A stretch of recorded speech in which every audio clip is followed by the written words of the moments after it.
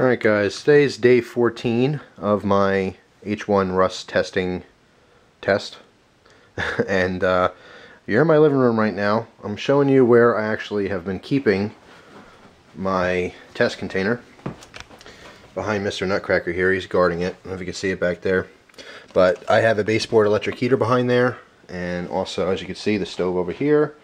So it's been nice and toasty. So let's take it out here and see what the deal is. Like I said, I think this is day 14. Double check, but anyway, it's been in a hot environment or a warm environment. You can see kind of that greenhouse effect taking place.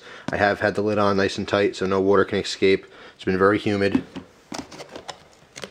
And let's see what we got here. By the way, I did add another knife, a SAC Classic Victorinox, which you can see is pretty rusty. So first off, we have our cloth. You can see there a lot of rust going on. Not all of the rust stuck to the knives, but definitely some rusting. So let's take these out one at a time. Let's look at the Spyderco first. I'm going to take these over to the sink too, because I want to wash them off and see if there's some of the stuff that's on the blades, if it's residual rust or if it's actually the blade rusting. Like you can see on the Spyderco, there's some dirty spots. The question is it rust, or is it just because it's been sitting with those knives? It could just be, like, see that spot right there on top? It looks like it's rust, but will it wash off and wipe away? We'll see when I do that test. When I wash them off in a second here. You can also see all in the back here. Looks like it's rusting, but we'll see. There's one. We have the cheapo knife, the original one. Same deal. Lots of surface rust. We'll wash it off and we'll see what the deal is too. Ugh. All in the back there, pretty nasty. And the Victorinox SAC Classic, also really rusty. This went in on day 6. Ugh. The scissors on here.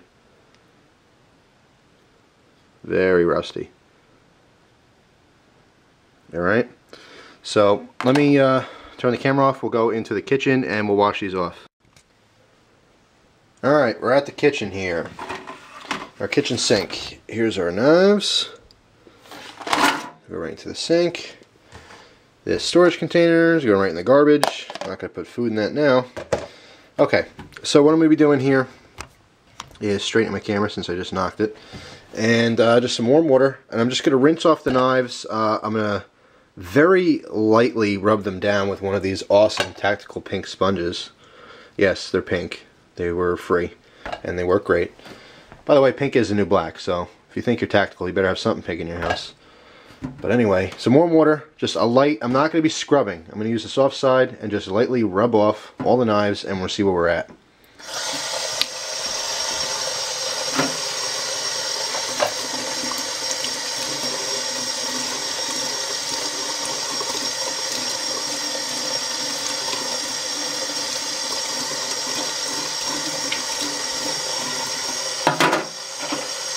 One,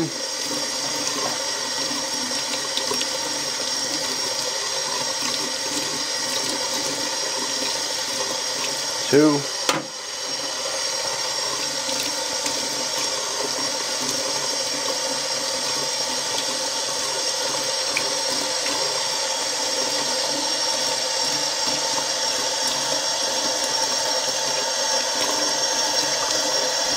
three.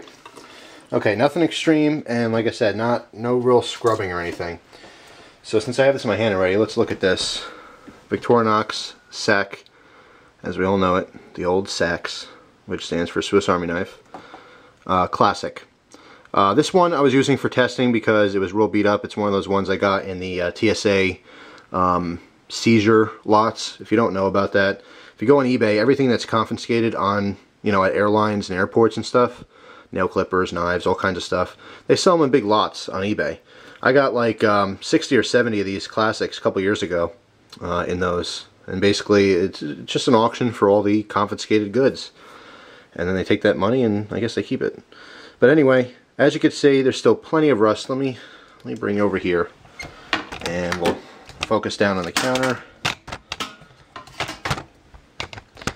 and hopefully get a better shot of all this stuff. If I can set everything up here. There we go. Alright, so again, Victorinox Classic, you can see plenty of rust on the scissors still. Some of it wiped off. Same with the screwdriver, file tool, and the blade. There's lots of rust. You can see all inside that handle. It's pretty shot. I'd have to really scrub the heck out of this to get it back.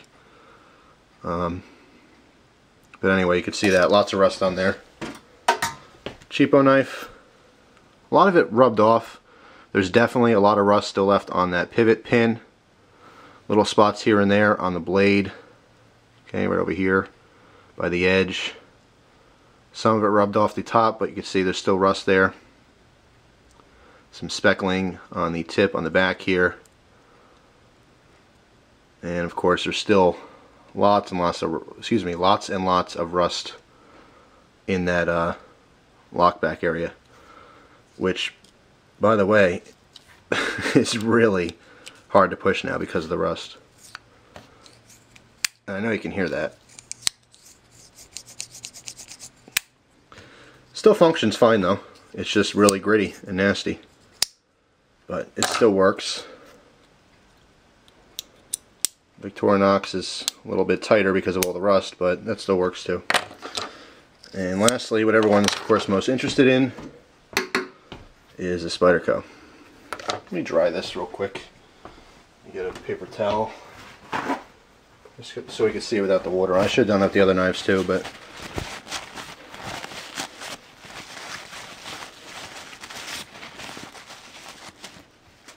alright. And we're gonna do a close inspection on this. Look, right now I'm just looking at the blade. There's nothing on this side. Slight discoloration on the blade itself. I mean, it just seems a little bit like you can see that smudged. It looks like, well, you know what? No, it's just the water. It's not really on the blade itself. But anyway, nothing on the blade that I can tell. The biggest area I would think would be in the jimping. All those little nooks and crannies should be filled with rust. If it was going to rust, which it's not. And neither it is. It's not on the cheapo knife either. I mean, you can see it all in the pivot area, but it's not really on the jimping.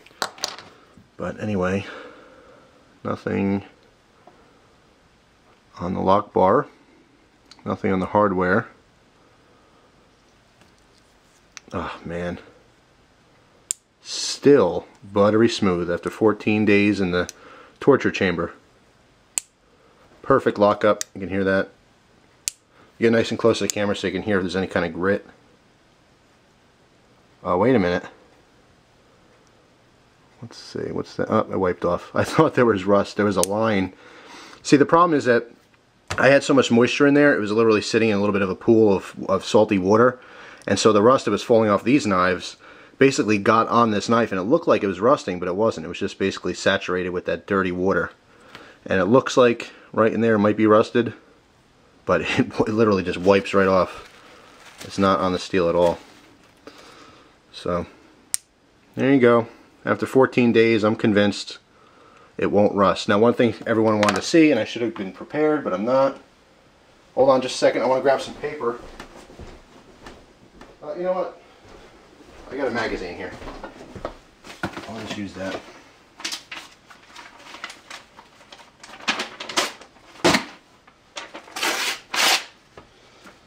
Alright.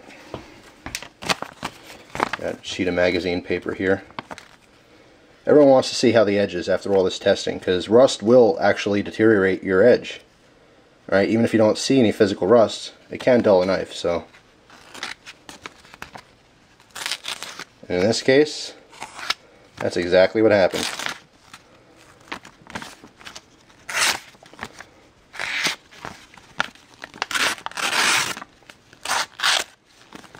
It's not completely dull, but you know Spyderco right out of the box. Razor sharp. Let me try different sections of the blade.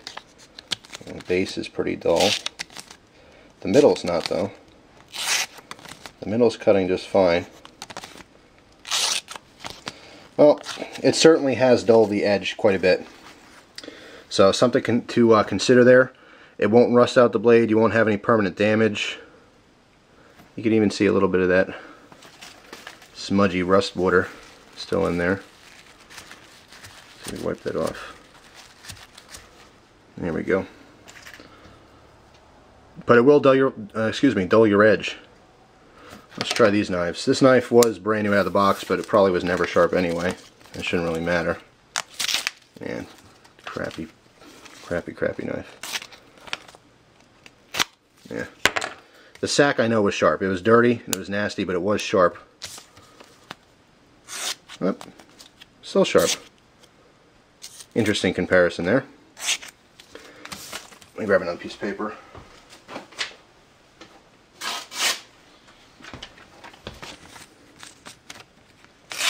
Yeah, this one's still sharp. Rusty but trusty. Oh.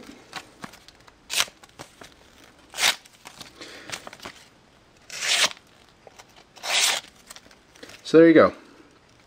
Victorinox Classic is still sharp. That is one thing. It's kind of a drawback, and I haven't mentioned this at all during this testing, but the H1 steel, when it is sharp, it's nice and sharp, but it doesn't hold an edge as good as some other steels. You're always going to have a give and take, okay? You know, every steel is different. People always ask me, what's the best steel? Well, there's a good steel for certain people, for certain uses. There is no such thing as best steel. Some steels are better than others in general, but some are specific to certain tasks, you know? You can't have a blade steel that's perfectly rust resistant, has a superb edge holding capability, is not brittle, you know? You can't have it all. You're going to have one or two of those things at once. You know, when you have something that has a great edge holding capability, it tends to be a very hard steel. Therefore, it can be brittle. You know, if you have a large impact, it won't flex as much and it'll snap. You know, you get tip snapping, you get your edge chipping out, stuff like that. There's always going to be a give and take. And with this, the Spyderco Ladybug in the H1, it won't rust. That is a huge plus. It comes nice and sharp, and it's easy to sharpen. That's another plus.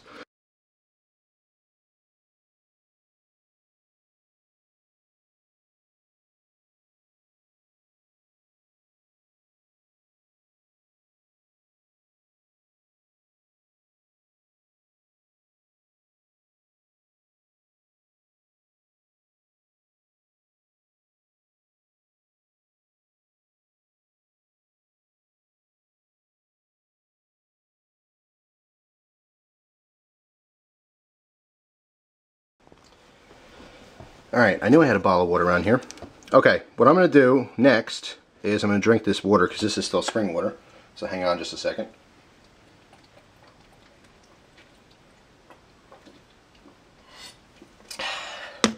And I'm going to replace that with some tap water. But first, take out my EDC for today, back to the Ontario Rat 1. And we're going, well, you know what? Let's use a Spyderco. All in the fun of the game, right?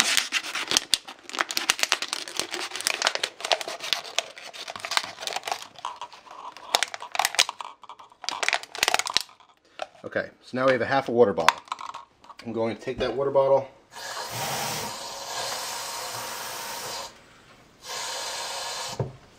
fill it up with tap water, take my Spyderco knife, close it, insert it in the water, and we're going to put this in the freezer. And we're going to let this freeze up in a block of ice, just as another torture test. So stay tuned for the ongoing H1 saga. It's not really a test on the steel anymore at this point. Now it's just having fun trying to beat it up. But we'll see if we can get it to break eventually. In the meantime, I do have another one I'm going to be using more and reviewing very soon for you guys. So I'm going to freeze this, but this is the end of the H1 steel testing. Thanks for watching, guys, as always. I appreciate it, and I hope you enjoy the rest of your day. Take care.